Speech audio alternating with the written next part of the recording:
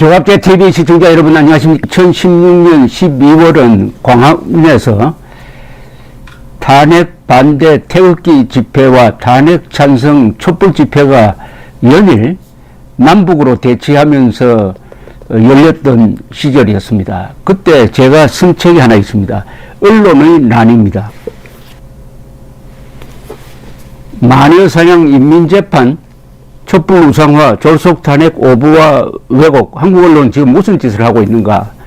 여기 표사라고 불리는 제일 뒷면에는 이런 문장이 적혀 있었습니다.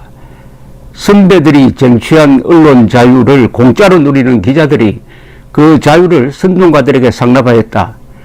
정치와 재판 일정을 뒤죽박죽으로 만든 것은 박근혜 대통령에 대한 인민재판식 보도가 몰고 온 졸속 탄핵 소추이다. 최순실 마녀사냥, 대통령 인민재판, 촛불 우상화를 주도한 것은 조중동으로 불리는 주류 언론이었다. 신문과 종편 TV를 입체적으로 동원한 폭로성 집중 보도는 감정적이고 적대적이며 주관적이었다. 저널리즘의 원칙을 포기한 선동 일변도였다. 오보나 왜곡으로 밝혀져도 바로잡지 않았다. 한국 언론사의 큰 오점으로 남게 되었다. 선배들이 쟁취한 언론 자유를 공짜로 누리는 기자들이 그 자유를 선동가들에게 상납하였다. 이 무렵 한 고참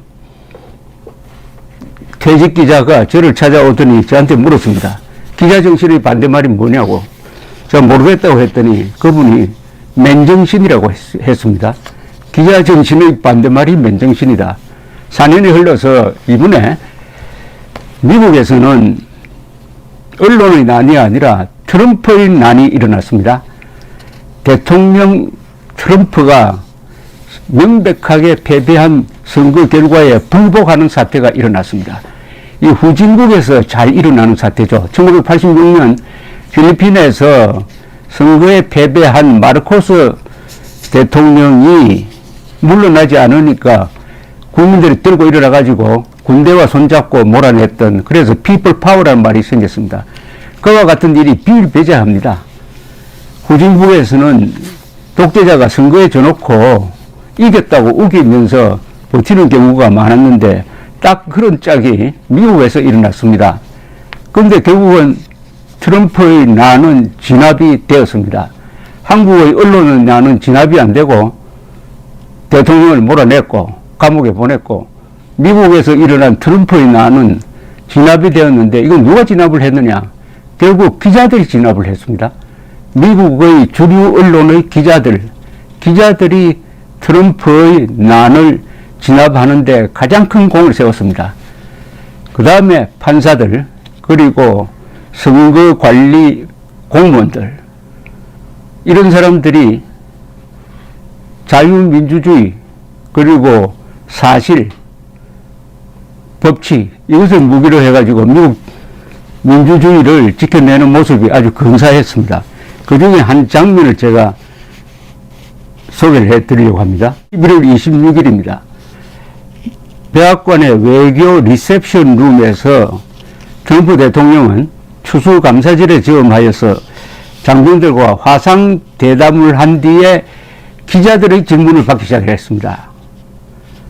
이 기자와 트럼프가 오고 가는 내용을 지금부터 제가 소개를 해드리겠습니다. 한 기자가 이렇게 물었습니다. 백악관에서의 마지막이 될 추수감사절에 어떤 계획이 있습니까? 트럼프는 마지막이란 말이 무엇인지 모르겠다면서 투표에 엄청난 착오가 있었다. 아무도 수치를 믿지 않는다. 다음 주나 그 다음 주 충격적인 사건이 일어날 것이다 라고 말했습니다. 트럼프는 이어서 조지아주에서 수많은 가짜 투표, 미조 투표가 있었다 고 하더니 펜실바니아에서도 부정이 있었다고 했습니다. 기자가 반론을 하려고 하니까 트럼프는 기자 질문을 딱 맞고 나서면서 68만 표의 부정투표가 있었다. 디트로이트에서도 엄청난 일이 일어났다고 계속 발언을 이어갑니다. 수치는 거짓이고 썩었다. 선거는 100% 조작되었다. 그래서 미국 전역에서 사람들이 시위를 벌이고 있다.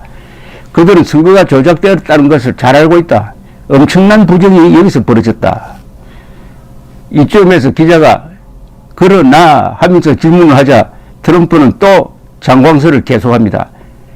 이미 문제가 없다는 것이 확인된 도미니언 보팅 시스템에 대한 음모론을 펴기 시작합니다.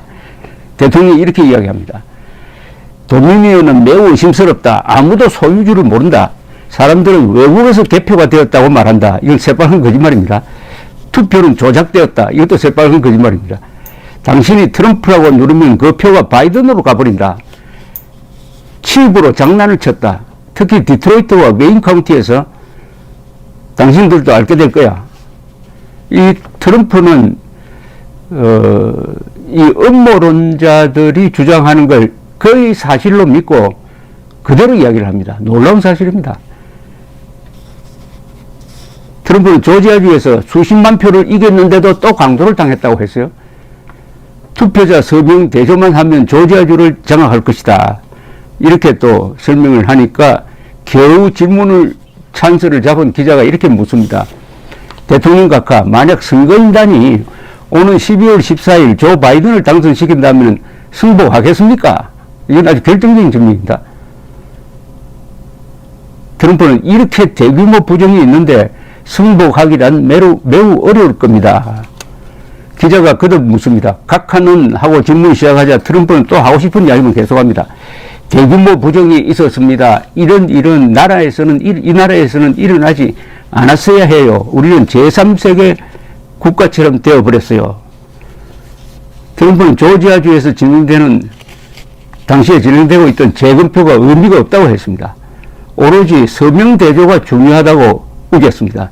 그런데 조지아주에서는 손으로 재검표를 했는데 바이든의 승리가 확인되었습니다.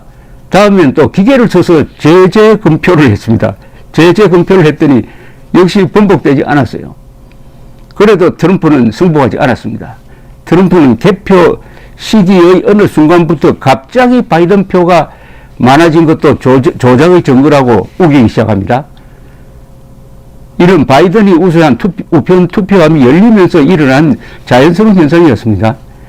끝없이 이어지는 부정선거 음모론을 듣던 기자가 또 질문 찬스를 잡아가지고 겨우 이렇게 물어요. 그러나 각하 확실히 해주세요. 선거인단이 바이든을 뽑으면 승복하시겠습니까? 라고 다시 물었습니다. 트럼프는 그들이 그렇게 한다면 실수를 하는 거야. 왜냐하면 이 선거는 부정이거든. 다시 기자가 묻습니다. 승복하시겠습니까? 트럼프가 동문서답을 하자 기자는 그렇다면 승복 안 하시겠다는 겁니까? 라고 물어보더라고요. 대통령이 또 딴 이야기를 하니까 기자가 승복에 대해서만 이야기해 주세요 라고 압박을 합니다. 이때 트럼프가 화를 냅니다. 그런 식으로 나에게 이야기하지 마세요. 기자가 죄송하지만 저는 질문을 하는 겁니다. 트럼프는 당신은 풋내기야 라고 아주 감동적으로 조롱합니다. 기자가 물러서지 않습니다. 승복 여부에 대해 답하세요. 나에게 그딴 식으로 이야기하지 말아요. 나는 미 합중국의 대통령이야. 대통령에게 그렇게 말하면 안 돼. 기자도 버팁니다. 나는 승복할 것인지에 대해서 지금 묻고 있는 겁니다. 트럼프는 다른 기자에게 질문권을 주는데 이 기자도 같은 질문을 합니다. 그래서 선거인단이 바이든을 대통령 당선자로 선출하더라도 귀하는 이 건물을 떠나지 않겠다는 겁니까? 이건 아주 결정적 질문입니다. 퇴로를 차단하는 질문입니다. 트럼프는 여기서 당황합니다. 나는 틀림없이 나갈 거요. 나가. 귀하도 알잖아. 그러나 지금부터 1월 20일까지는 많은 일이 벌어질 거야. 드디어 트럼프가 항복을 했습니다. 나간다고 그랬거든요. 나간다고. 그래서 이게 기사가 돼가지고 12월 14일 선거인단 투표로 지는 것이 확실하면은 백악관을 나갈 것이라고 이야기했다. 말하자면 트럼프의 항복을 받아낸 겁니다. 그런데 이렇게 항복을 해놓고 기분이 나쁜지 트럼프는 또 이렇게 이어갑니다. 대규모 부정이 발견되었습니다. 우리는 제3세계 나라 같단 말이야. 우리는 해킹이 가능한 컴퓨터 장비를 쓰고 있어요. 이거 완전히 거짓말입니다. 미국의 이 투개표기는 외부와 인터넷과 연결이 안 됩니다. 이 주장은 한국의 4.15 부정선거 음모론자들이 똑같은 주장을 했습니다. 투개표기에 이 무슨 송신장치가 있어가지고 외부와 연결이 되고 외부에서 해킹을 통해서 개표 결과를 조작한다. 이상하게 한국과 미국의 선거 부정론자들의 주장이 일치할 때가 있어요. 좀 배워갔다는 느낌도 듭니다. 트럼프는 컴퓨터를 조작, 내 표를 바이든에게 주었어요. 바이든 표가 나한테 온 건 없어요. 트럼프는 기자가 무슨 질문을 하든지 상관하지 않고 허무맹랑한 음모론을 계속 이어갑니다. 미국 대통령이 민주주의의 가장 중요한 기초인 공정선거 제도에 대하여 이런 근거 없는 공격을 가한다는 게 믿겨지지 않을 정도입니다. 바이든이 8천만 표를 얻을 수가 없어요. 유일한 방법은 대규모 부정을 하는 거야. 다른 방법으로는 8천만 표는 어림도 없지. 이 대목에서 기자가 다시 물고 늘어집니다. 선거 부정의 증거를 언제 보여줄 거예요? 이렇게 물어요. 왜냐하면 이 트럼프는 한 달 동안 부정이 있었다 이야기하고 그 변호사들도 부정이 있었다고 이야기하는데 막상 증거는 하나도 내보이는 게 없습니다. 언론 일반인들에게는 그런 소리를 해놓고 소송으로 가면은 법원에서는 갑자기 얌전해져가지고 그런 자료를 내지 않는 거예요. 그래서 한 50번 정도 연전연패했습니다. 그걸 물고 늘어지는 겁니다. 선거 부정의 증거를 언제 보여줄 거예요? 트럼프는 지금 진행 중이야. 기자가 또 물고 늘어집니다. 그게 아니고 우리가 언제 볼 수 있나요? 트럼프가 횡설수설하자 기자가 못을 박습니다. 증거가 있다면 왜 지금 보여주지 않습니까? 다른 기자가 또 거듭니다. 대통령 각하, 만약 대선 결과를 그렇게나 믿을 수 없다고 생각한다면은, 도둑 맞았다고 생각한다면은 조지아주에서 공화당 후보들을 찍으라고 하는 근거는 무엇입니까? 이것도 아주 결정적 질문입니다. 조지아주에 가가지고 이제 1월에 있을 상원 의원 결선 투표에 공화당 후보를 찍어달라고 호소를 했는데, 아니 선거 시스템이 다 부정인데 왜 투표하라고 하느냐, 그게 말이 되느냐, 이런 질문을 하는 거죠. 트럼프는 이 날카로운 질문에 궁색한 설명을 합니다. 두 공화당 후보는 굉장한 사람들입니다. 그러나 선거 부정에 대하여 주의를 하라고 말합니다. 스위치를 돌린다든지 칩을 새로 끼운다든지 하는 방법으로 역사를 바꿀 수 있다고요. 하여튼 말이 안 되죠. 트럼프는 음모론을 믿지 않는 또 언론을 욕합니다. 어디서든지 음모론자들이 가장 미워하고 있는 사람은 속지 않는 깨어있는 사람들입니다. 언론이 정직하였다면 부정선거는 절대로 일어나지 않았을 겁니다. 언론이 정직했기 때문에 음모론이 절대로 이기지 못할 것이라는 뜻으로 해석하는 게 맞을 겁니다. 그는 계속 해가지고 언론에 이어 대기업을 물고 들어갑니다. 빅테크라고 해요. 빅테크 큰 기술 회사, 중요한 마이크로소프트, 아마존 같은 회사를 굉장히 미워합니다. 이 트럼프는. 이렇게 자수성가한 성공한 기업인을 미워해요. 사실은 트럼프는 실패한 기업인입니다. 들여다보면은 파산을 여러 번 했고 지금 빚더미 올라 있습니다. 그러니까 자꾸 빅테크, 주류 언론을 미워하는 겁니다. 이걸 딥스테이트라고 부르기도 하죠. 하여튼 음모론자들은 강자가 싸우는 약자 흉내를 내기도 합니다. 그래야 스스로 정의의 사도가 되니까.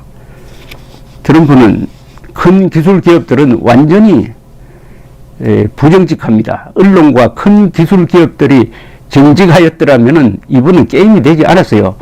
나는 엄청난 표차로 이겼을 겁니다. 나는 그렇게 이겼는데도 아직 그런 보고가 들어오지 않고 있단 말이야. 기자가 또 트럼프의 아픈 점을 건드립니다. 자, 전임 대통령이 자기 대통령의 취임식에 참석하는 것이 전통인데 조 바이든 이렇게 이야기하니까 이 순간 트럼프가 딱 자르면서 아직은 답하고 싶지 않습니다. 기자가 추가 질문을 합니다. 하려고 하니까 트럼프는 나는 답을 알아요. 나는 답을 알아요 라고 더듬거립니다. 기자가 또 물어요. 답은 yes입니까? 라고 묻습니다. 트럼프는 나는 아직은 이야기하고 싶지 않아요. 이런 일은 처음이야. 전에는 잡지 못했지만 이번은 우리가 잡아서, 우리가 부정성을 잡았다는 그런 뜻이죠. 우리가. 기자가 또 왜 변호사들이 증거를 제시하지 못하느냐고 물으려고 하는데 트럼프가 일방적 주장을 이어갑니다. 그들은 대표 참관인을 허용하지 않았어요. 참관인들은 우리나라에서는 신성한 존재란 말이야. 그들을 방에서 쫓아냈거든. 기자가 반론합니다. 그건 사실이 아닙니다. 그렇게 하지 않았어요. 이 법정에서 트럼프 측 변호인은 공화당 참관인이 정말 들어오지 못했느냐고 판사가 따지자 그렇지는 않다고 물러난 적이 있었습니다. 이 주장은 허위로 판명된 건데도 트럼프는 계속 고집을 부립니다. 그랬다니까요 하면서 기자는 각하의 변호인들도 참관인이 개표장에 있었음을 인정했습니다라고 딱 반박을 합니다. 트럼프는 또 이 명백한 사실도 인정하지 않고 논점을 피해 다른 주제로 옮겨갑니다. 다른 사람 이름으로 투표가 이루어졌다는 주장인데 이것도 이미 부정된 음모론이었습니다. 트럼프의 마지막 말은 이렇습니다. 당신들이 수치와 데이터를 들여다본다면 이번 선거는 조작된 거야. 요게 제가 여러분들에게 소개해 드릴 만한 대목인데 어떻습니까? 들어보시니까. 기자들의 질문하는 태도가 아주 날카로운데 질문이 단순합니다. 한국에서는 기자들이 질문하면은 저는 이렇게 생각합니다. 대통령 각하는 어떻게 생각합니까? 라고 완전히 정신 발표식으로 가는 경우가 많습니다. 그리고 대통령이 거짓말을 해도 후속 질문을 못하게 해요. 그나저나 이 문재인 대통령은 기자회견을 거의 하지 않습니다. 1년에 한두 번 합니다. 이건 역사적으로 후퇴한 겁니다. 1948년 8월 15일 건국한 초대 대한민국 대통령 이승만은 금요일마다 기자회견을 했습니다. 주례 기자회견을 했습니다. 청와대에서 아주 활발하게 했습니다. 그때 기자회견에 참여한 기자들이 쓴 기사가 있습니다. 이승만 대통령은 유머를 섞어가면서 그 아들 뻘 되는 기자들을 가르치기도 하고 웃기기도 하고 또 끝나면은 간단한 이 다과도 접대를 하면서 그렇게 아주 다정하게 또 질문할 사람은 아주 날카롭게 하고 아주 대통령이 화를 내게 만들기도 하는 이런 언론의 자유가 있었습니다. 기자를 피하는 대통령은 뭔가 숨길 게 있다는 거죠. 자신이 없다는 거죠. 감사합니다.